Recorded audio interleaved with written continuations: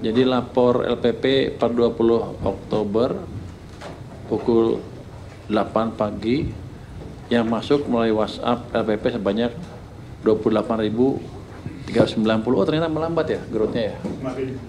Gini set gitu, melambat growth-nya ya. Ini saya laporin sedikit tentang lapor apa namanya? Lapor Pak Purbaya. Progres penanganan 10 ya LPP ya. 10 lapor yang kemarin.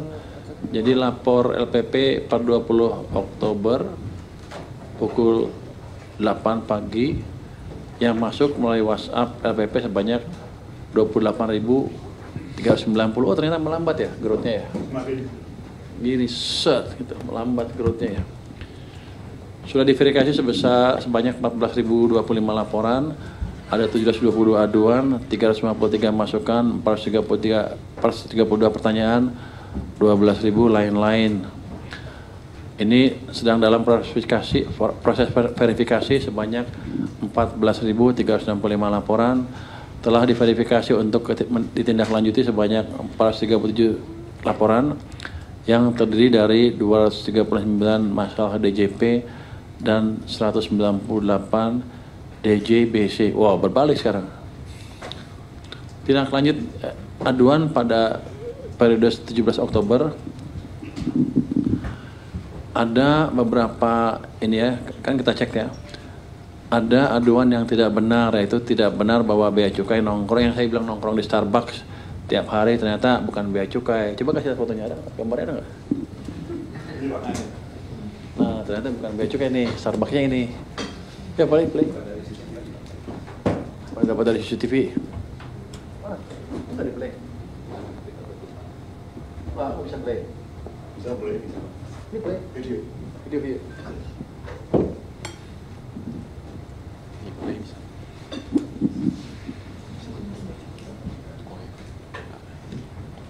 Ya ini videonya ya.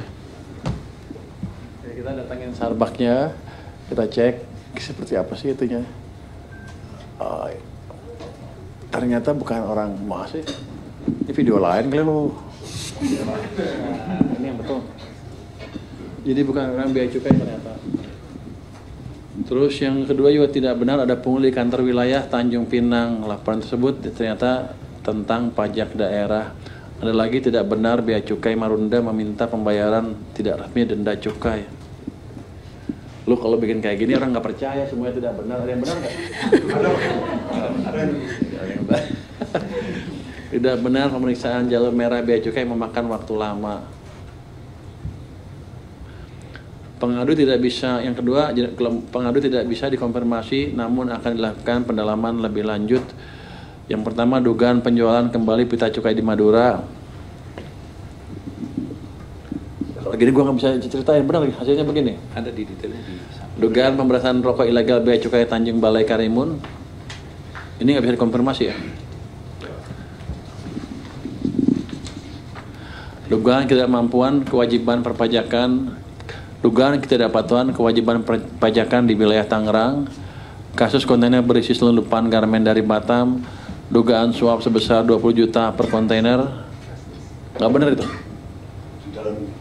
Oh, ini lagi dalam ini. Pendalaman lebih lanjut, kalau pendalaman yang dilaporin. Ada aduan yang terbukti mengenai akun RR tuh, akun representatif di KPP 3 Raksa, namun bukan tindakan premanisme katanya. Tindakan yang dilakukan adalah akan receivernya mengingatkan tunggakan pajak sebesar 300.000 kepada wajib pajak pada waktu yang tidak wajar, yaitu pukul 5.41 pagi, dan mengancam akan mencabut status sebagai pengusaha kena pajak. Setelah klarifikasi kepada AR disebabkan karena beban kerja yang sangat tinggi dan takut lupa, kepada AR yang bersangkutan akan dilakukan pembinaan terkait komunikasi yang patut terhadap wajib pajak. Nggak masuk akal alasannya. Coba kasih sanksi sedikit deh. Jangan dilatih aja, dihukum sedikit deh. Kan penjelasannya nggak masuk akal. Dia ngejar uang 300.000 jam 5 pagi. Agak aneh. Stres, mabuk kali malamnya dia. Jamnya kecepatan. Jamnya Jam gitu 6 petang. udah ketok rumah orang. Woi, bayar. Kasih sanksi sedikit ya. Iya Pak. Ada juga pengaduan yang tidak benar. Jadi ada beberapa pengaduan yang nggak bisa di ini, nggak usah banyak-banyak, nggak usah nggak usah di apa, nggak usah di ini betul ya. Iya Pak. Ada juga yang Udah kan tadi yang ini ya. udah PBB. Jadi gini, kadang-kadang nggak bisa diklarifikasi karena mereka juga ragu yang nelpon siapa gitu. Orang pemerintah, tim ini apa bukan? Atau orang lain memeras. Jadi untuk itu ini sama nih, nggak sepanjang ini isinya sama nih detailnya. Untuk itu saya nggak mau baca detail, capek. Saya tahu kelemahannya kan, berarti yang 300.000 ini. Jadi gini.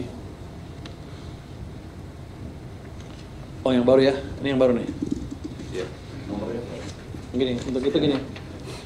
Untuk itu saya lupa kasih tahu waktu itu adalah nomor kontak yang akan melakukan konfirmasi ke pelapor itu harus clear.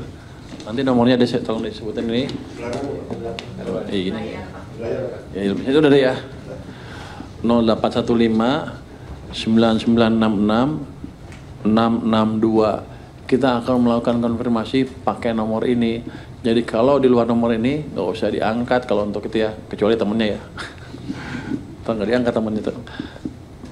Jadi kalau Anda mereka ngirim laporan ke saya, kalau yang nanya tentang laporan itu bukan nomor ini, jangan dijawab, jangan dipercaya. Jadi kita akan hanya melakukan pakai nomor tunggal ini, biar orang nggak takut. Nanti yang nelpon pegawai pajaknya. Oh. Oke, ini pengaduan baru. 1. Assalamualaikum warahmatullahi wabarakatuh. Selamat siang Pak, saya manajemen perusahaan jasa di Kota Karawang, Jawa Barat, mau bikin PKP dipersulit. Akhirnya diarahkan bikin via orang dalam, dimintai biaya 10 juta. Terima beres PKP. Tolong Pak, jangan persulit pembuatan PKP. Masa kita mau bayar PPN dan PPH dipersulit, bukan dipermudah. Nanti di follow up ya. Siapa nih? Pajak mana? Oh ya. Bukan dia follow up ya. Jadi timnya nih beda, bukan orang pajak, ini Inspektorat Jenderal dengan orang-orang yang di sana, orang-orang beliau semua. Yang kedua, lapor Pak, untuk AR jangan seenaknya sendiri kalau penerbitin SP2DK. Isi suratnya indikasi belum ini, padahal tiap bulan laporan PPh 21 karyawan bayar pajak, PPh 25 badan bayar pajak, PPh 25 OP untuk Direktur Program PPS. Dulu juga sudah ikut untuk OP, masih aja dapat surat bikin risih. Bikin risih ngancamnya kalau nggak ikut kemauan AR, dengan santainya bilang pemeriksaan AR sok paling benar. Teruntuk KPP Pratama Pati dan pimpinannya khususnya AR. Coba lihat di Pati ya Pak. Lu ada orang di sana sekarang? Di Pati ada orang? Harus kirim dari sini? Iya. Wow, tekor juga kalau gitu. Terbang lagi? Kayak kereta bisa. Yang ini monitor aja ya. Ya.